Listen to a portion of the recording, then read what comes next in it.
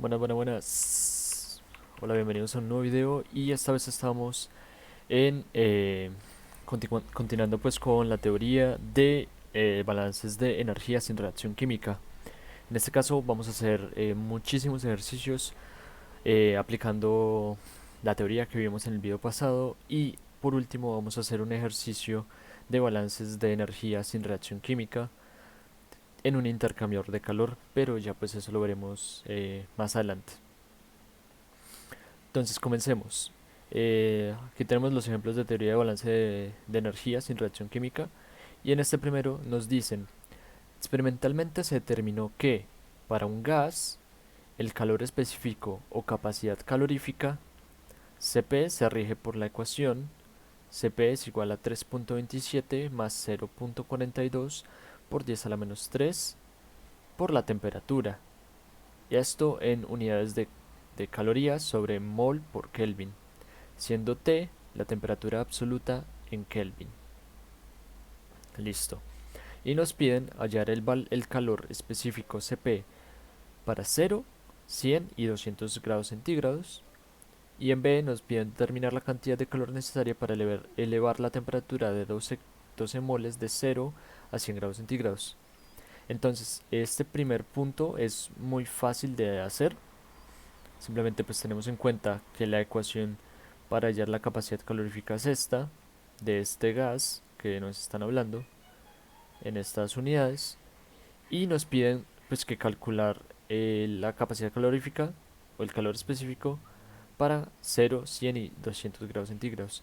Entonces lo único que hacemos es convertir estos grados centígrados en Kelvin para poder reemplazarlo acá en la ecuación de calor específico. Entonces ponemos temperatura 1 va a ser igual a 0 más 273.15.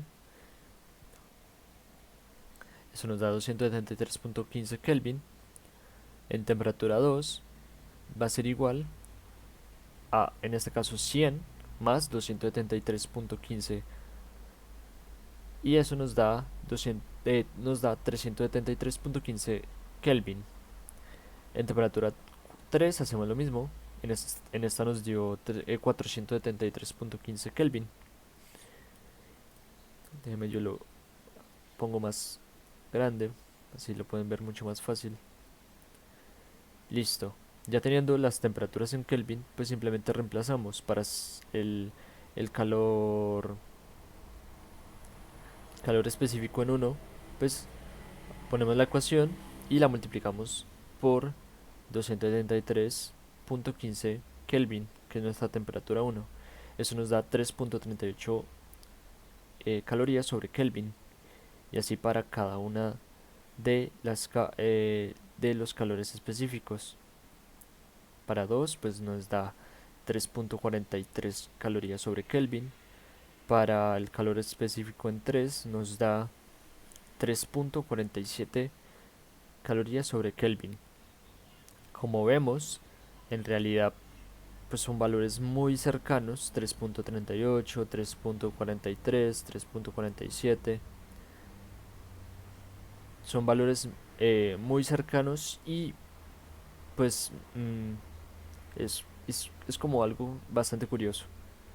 En B, pues lo que tenemos que hacer es determinar la cantidad de calor necesaria para elevar la temperatura de 12 moles de 0 a 100.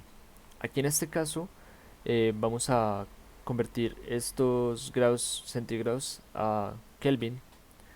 Entonces, nos piden calcular la cantidad de calor necesaria que necesitamos para elevar de 273.15 Kelvin a 373.15 Kelvin.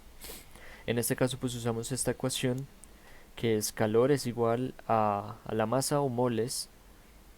Hacemos integral de el calor específico por el delta de T. El delta T, perdón, el delta T. En este caso pues N son moles fijas y constantes.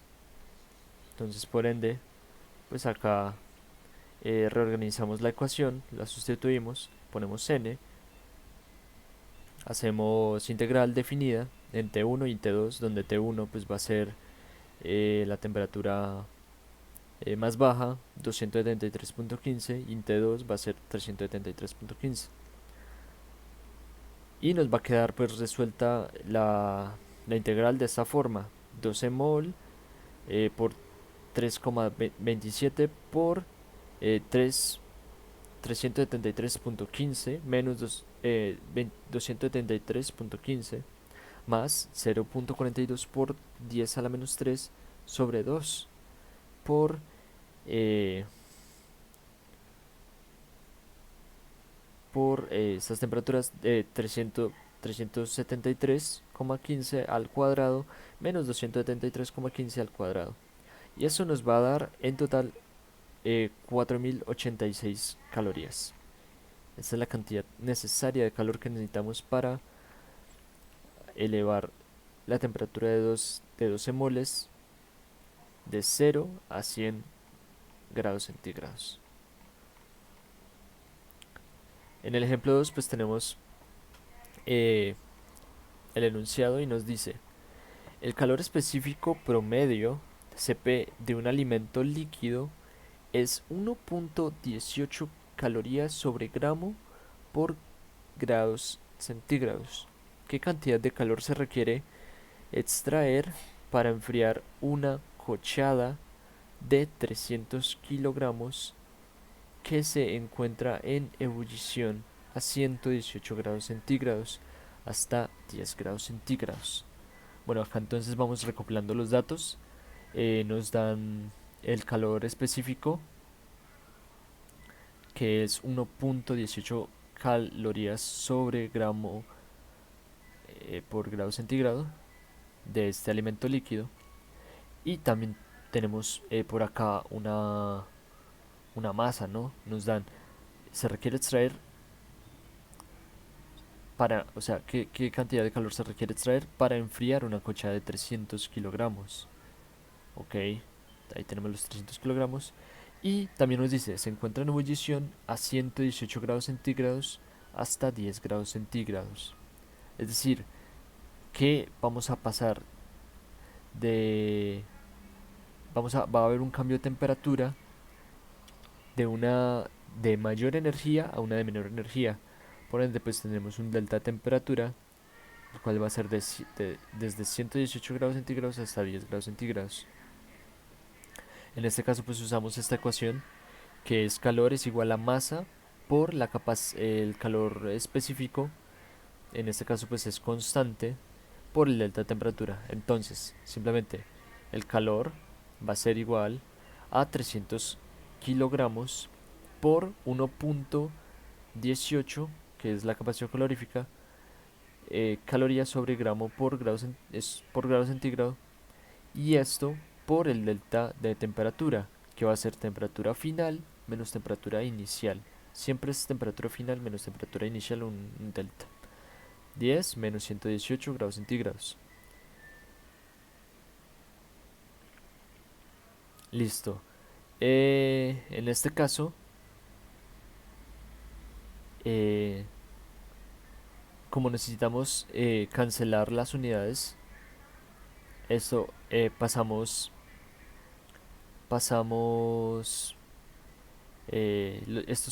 estos 300 kilogramos a gramos con un factor pues de conversión, y se nos va a cancelar todas las unidades, quedándonos calorías. En este caso, pues aquí al último ponemos 1.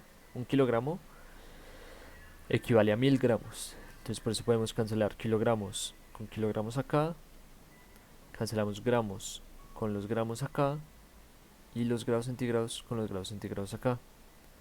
Y de esta forma nos queda calorías, lo cual representa el calor. Y en este caso nos da negativo, y fíjense, nos da negativo, nos da menos 38.232.000 calorías.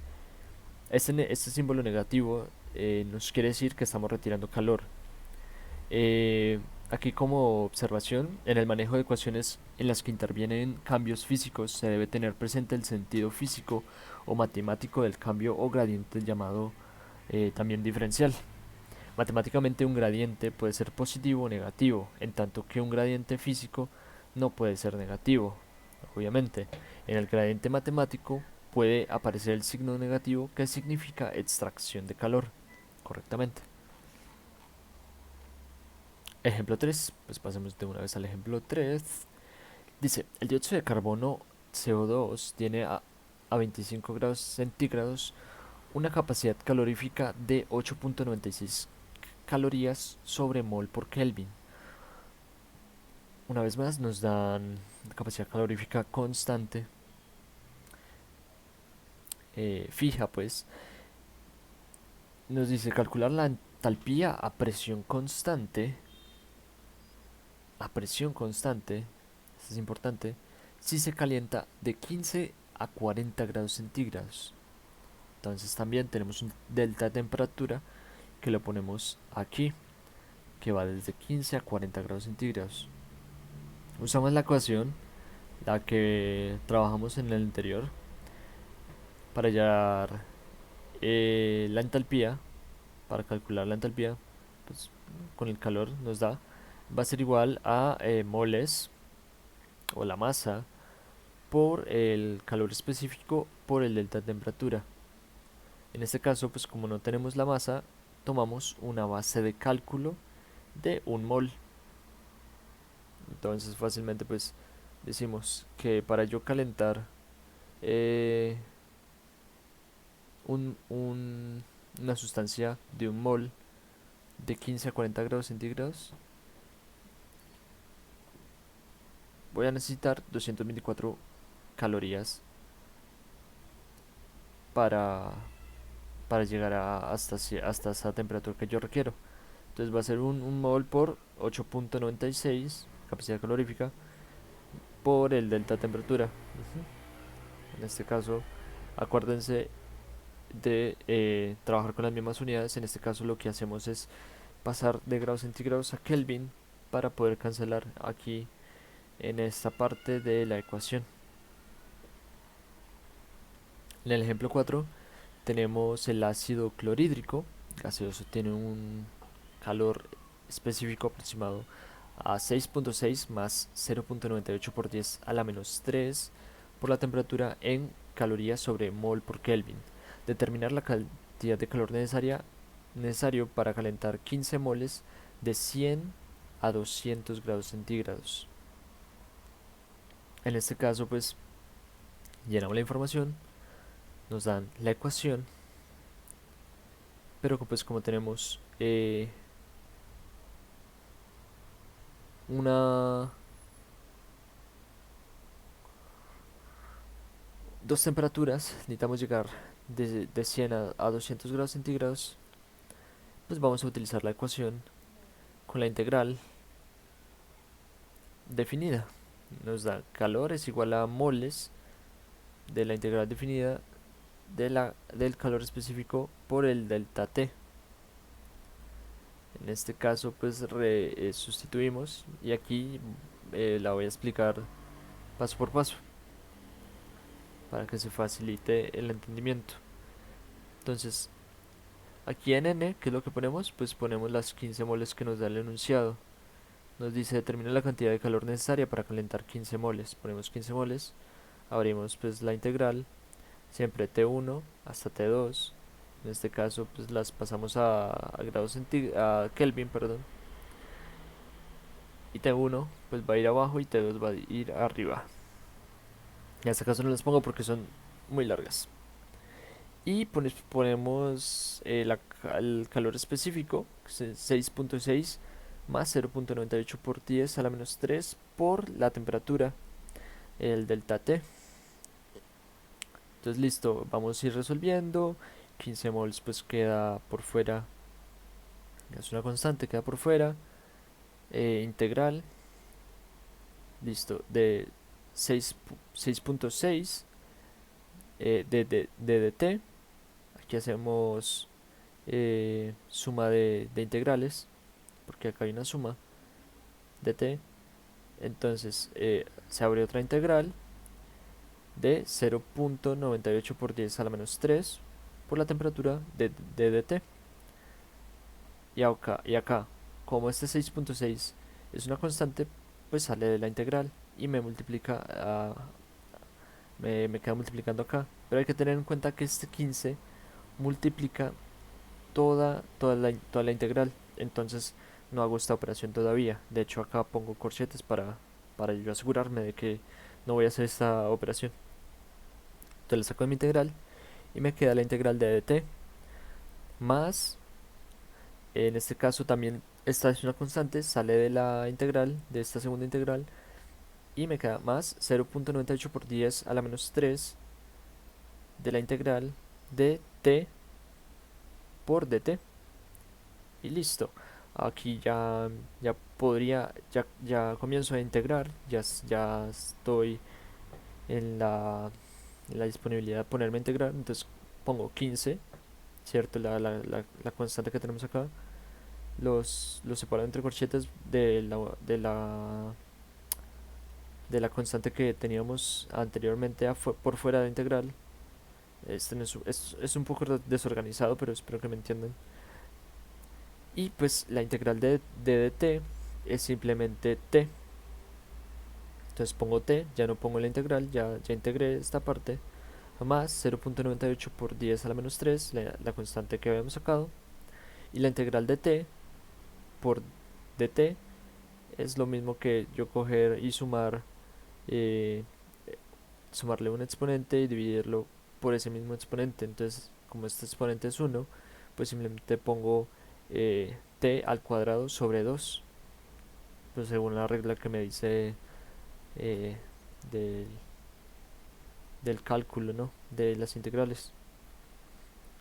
Entonces ya tengo esto integrado y pues prosigo a intentar reducir la expresión. Me queda entonces 15 por 6.6 de t por t más 0.031. Aquí lo que hice fue multiplicar esta constante, dividir esta constante por 2. Entonces la dividí, me quedó entonces este 2 y listo. Ya que una vez me queda esta forma, pues abro este símbolo que me indica que voy a evaluar en estos dos extremos. Entonces me va a quedar 15 por 6.6 y lo que hago primordialmente es reemplazar en cada t pues los valores de T2 y T1, de la temperatura 1 y de la temperatura 2. Siempre se pone primero la temperatura 2 y después la temperatura 1. En este caso 6.6 hasta la T, abro paréntesis, pongo la temperatura de 2, que son 473.15. En este caso, para abreviar y no ponerme a escribir todo esto dos veces, simplemente pongo menos T1 aquí en este mismo T de una vez, 373.15, cierro paréntesis, más 0.031. Me encuentro con este T2. Pues en este T2 hago lo mismo, abro paréntesis, pongo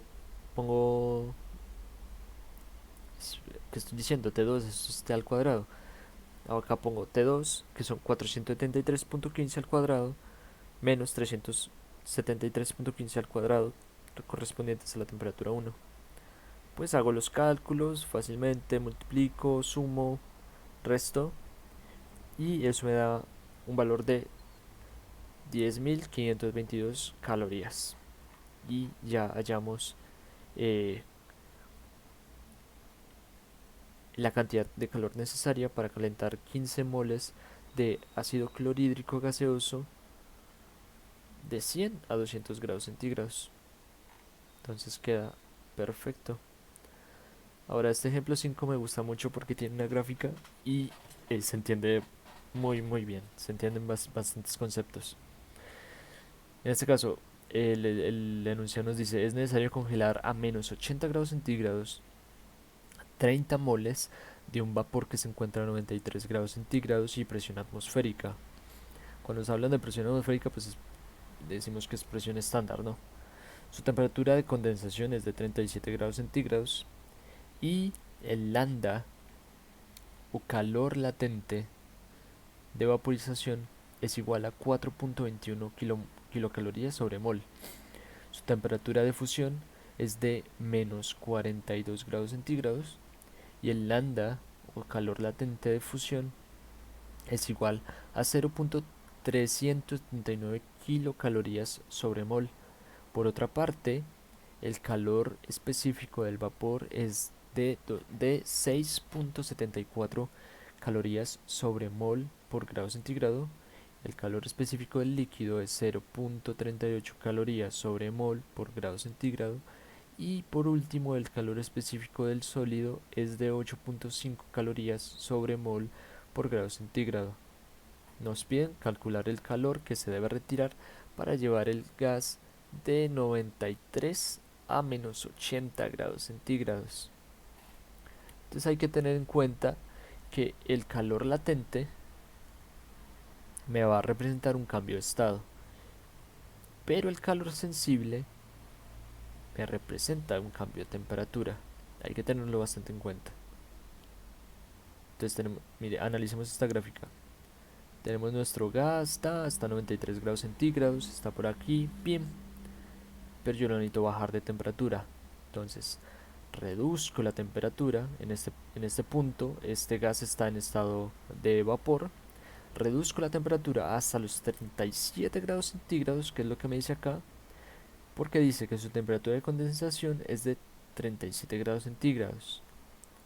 Entonces, como yo lo estoy bajando hasta los 37 grados centígrados, pues me va a pasar a un estado en donde va a tender volverse de estado de vapor a estado líquido, o sea, va a cambiar el estado de agregación de la materia, porque estoy bajando su temperatura, le estoy quitando energía.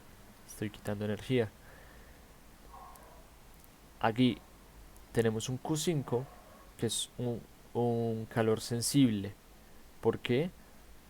Porque, como habíamos comentado antes, es un cambio de temperatura. De 93 grados centígrados pasamos a 37 grados centígrados. Estamos en este punto. Pero desde este punto que se comienza a estabilizar para cambiar de estado, tenemos un Q4, que es un calor latente, porque hay un cambio de estado, hay un cambio de agregación de la materia. Estamos pasando de vapor a líquido, lo estamos devolviendo, ¿ok? Pues en este caso, no. eh, Estamos mirando la gráfica de atrás o sea, de fin al inicio. Entonces, cuando se pasa de esta temperatura a 37 grados centígrados, pues a este punto ya tenemos totalmente un líquido. Pero yo necesito bajar mucho más la temperatura. Entonces bajo la temperatura a 37 grados centígrados y nos dice que la temperatura de fusión es de menos 42 grados centígrados. Entonces, ¡pum!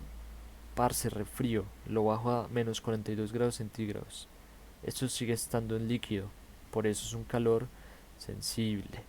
Estamos cambiando solo la temperatura, pero ya cuando se estabiliza aquí en menos 42 grados centígrados, estamos cambiando de un líquido y lo estamos solidificando. Pilas acá, lo estamos solidificando este vapor que después se convirtió en líquido y que ahora se está convirtiendo en un sólido. Por eso aquí tenemos un Q2 que es un calor latente, cambio de estado. Y por último, pues bajamos mucho más la temperatura, menos 80 grados centígrados, o sea, ya es totalmente sólido. Ya no hay más cambios de estado ni nada, simplemente es calor sensible, cambio de temperatura. Menos 42 grados centígrados hasta menos 80 grados centígrados. Y esta es pues la gráfica. Esta gráfica la deberíamos hacer en caso siempre de que nos den este tipo de enunciados. Al último pues lo que nos piden es calcular pues el calor que se debe retirar para llevar el gas de 93 a menos 80. Es decir, que tenemos que sumar cada uno de estos calores.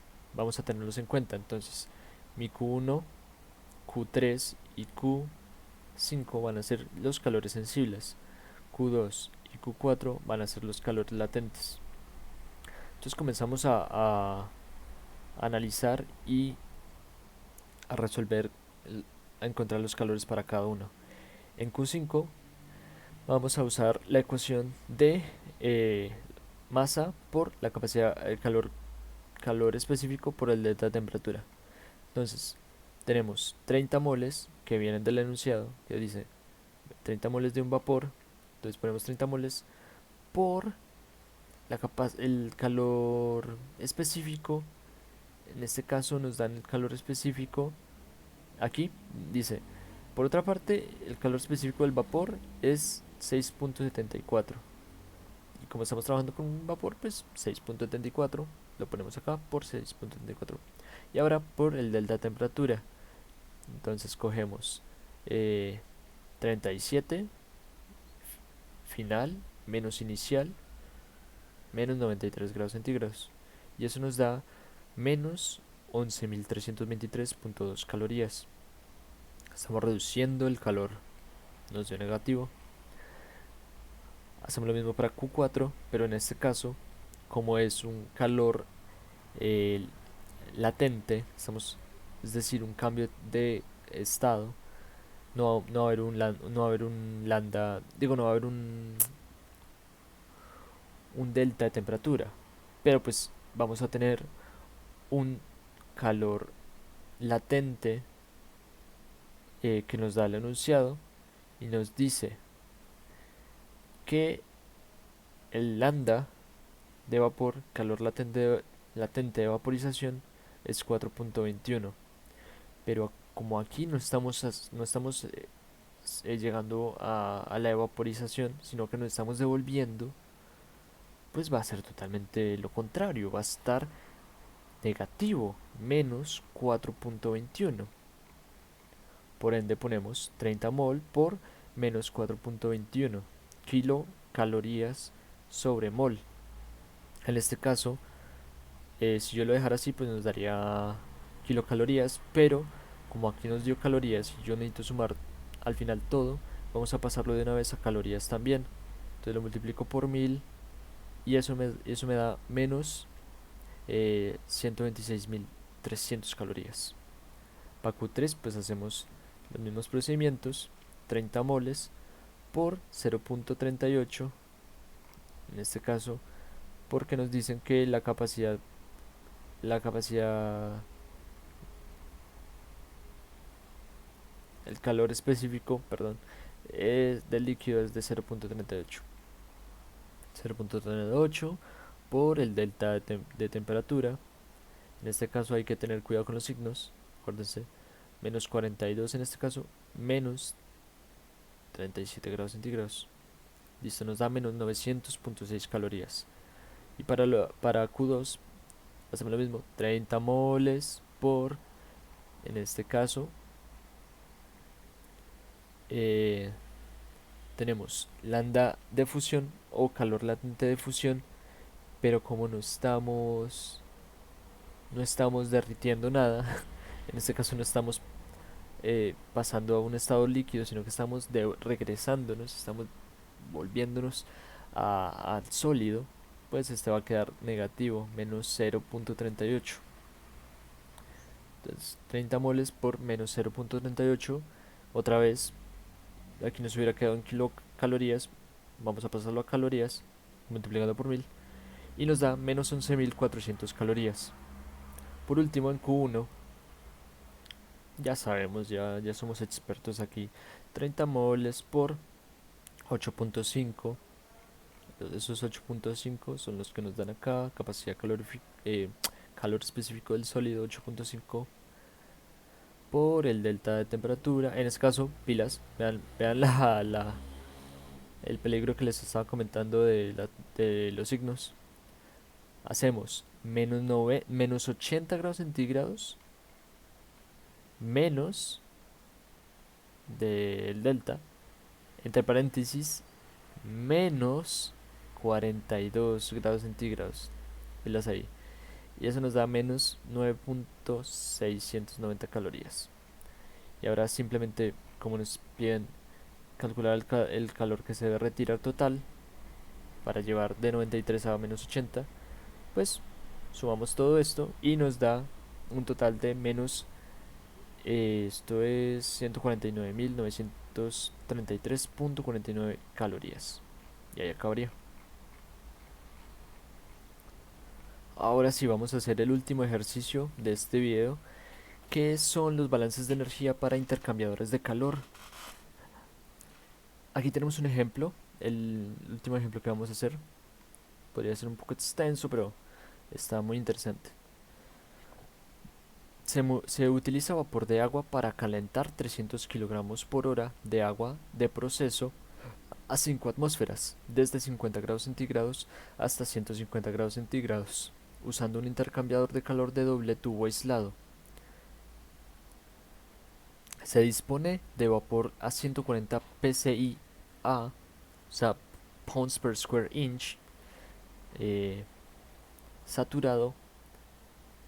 El condensador se descarga en forma de líquido saturado a la misma presión. Calcular el flujo de vapor requerido. Ok, en este caso pues tenemos este diagrama. Por acá entra vapor saturado a 140 psi y al otro lado pues no me sale vapor, sino que me sale un cambio de fase de vapor a agua. Sale agua líquida saturada a la misma presión, 140 psi.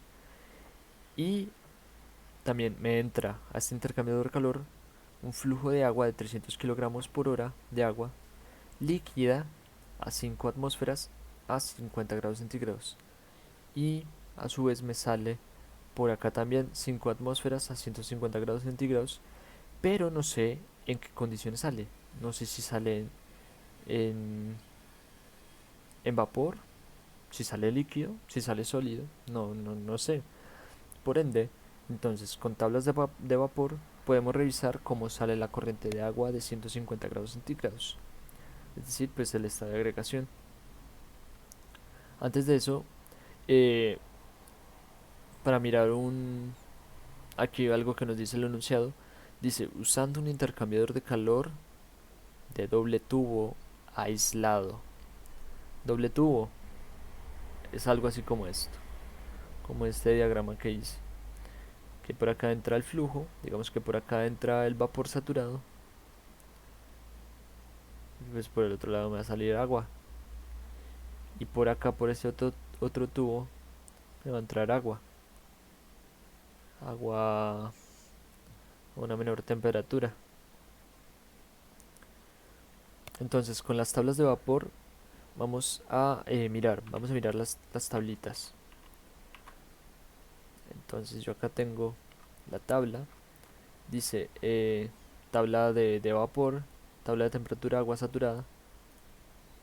Entonces lo que necesito es buscar 5 atmósferas acá.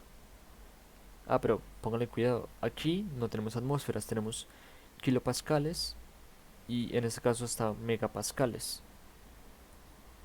Entonces, ¿qué hacemos? Pues pasamos 5 atmósferas. Uy, ¿qué le pasó? Se bugueó esto. 5 atmósferas a kilopascales. Entonces pasamos esta, nos da 506.625. En este caso 500. Buscábamos acá 500, pues no hay. Por lo tanto, lo pasamos a la siguiente unidad, megapascales, dividiendo por 1000, 0.506. Entonces buscamos acá 0.506, 0.506. Bueno, es algo, está entre estos valores, entre 150 grados centígrados y 155. Está aquí. Entonces, como yo no conozco el valor intermedio, pues hacemos una interpolación. Entonces pongo temperatura 150, el valor que desconozco 155, y al otro lado pues megapascales, que es, pongo 0.4758, pongo el que yo encontré 0.506 y pongo el que le correspondía a 155 grados centígrados, que son 0.5431 megapascales. Hago la interpolación y esto me da que a estos megapascales, a esta presión, la temperatura del agua va a estar en 152.24 grados centígrados. Es importante saber hacer este tipo de interpolaciones porque se van a utilizar bastante ahora en adelante, porque vamos a estar mirando tablas. Pero pues en este caso esto no nos dice en qué estado de agregación está la materia. Para mirar en realidad en qué estado de agregación está la materia, pues miramos que sigue estando en esta tabla y esta tabla nos dice que es de agua saturada. Esto quiere decir que el agua está en forma líquida. Entonces ya sabemos que aquí no hay un cambio de fase, no hay un cambio de estado de agregación de la materia. Lo hubiéramos podido obviamente hacer sin hacer la interpolación, pero era para dejar claro que desde ahora vamos a usar interpolación. Ahora hacemos balances de energía. Primero, simplificaciones. Nos están diciendo que tenemos un sistema aislado. ¿Y qué nos decía la teoría anteriormente? Dice, sistema aislado, no hay intercambio de calor ni de trabajo, ni de los alrededores. Entonces el calor va a ser igual al trabajo y esto va a ser igual a cero. Por ende, Q va a ser igual al delta H, delta entalpía, va a ser igual a la sumatoria de la entalpía de salida menos la sumatoria de entalpía de la entrada. Entonces, simplemente ponemos 0 es igual a la entalpía que multiplica a, a, a, a mi flujo o bueno, mi sustancia de agua líquida saturada a 140 psi más la entalpía que multiplica al agua líquida a 150 grados centígrados y 5 atmósferas. Esto es de salida. Menos el, la entalpía que multiplica el vapor de agua a 140 psi más la entalpía que multiplica al agua líquida a 50 grados centígrados y 5 de atmósfera. Entonces para yo poder completar y utilizar esta ecuación necesito información. No tengo entalpías, tampoco tengo entalpía de vapor, ni entalpía líquida, ni la capacidad calorífica del agua. Entonces de tablas vamos a sacar la entalpía de vapor de H2O a 140 psi. En este caso pues tenemos una página que es esta. Simplemente una calculadora de tabla de vapor saturado por presión. Ponemos presión de vapor 140 psi. Consultamos.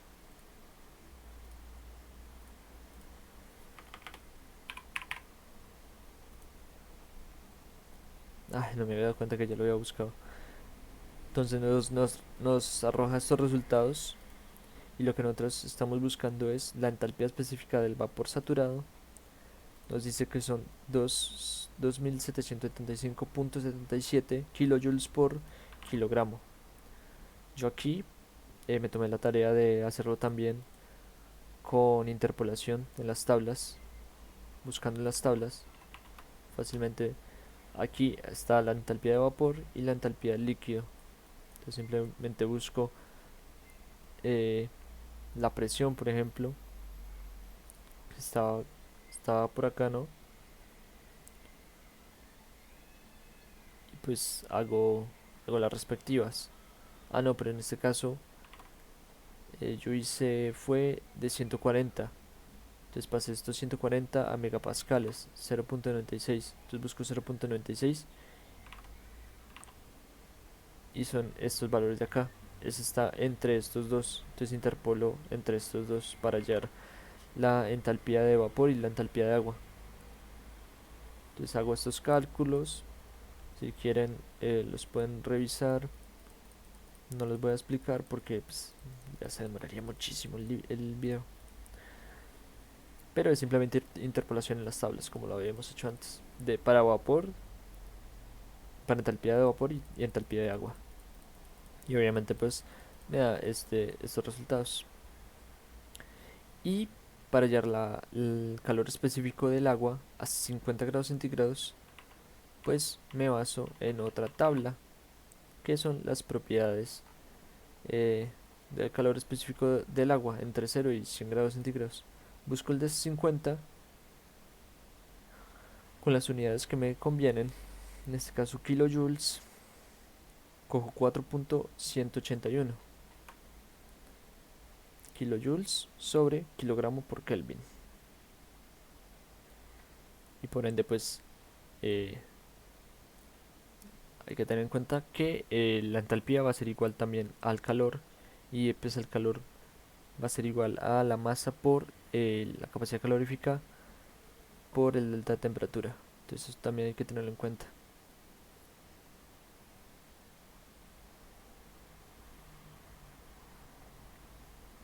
Hago entonces una reorganización de la ecuación donde pongo los flujos.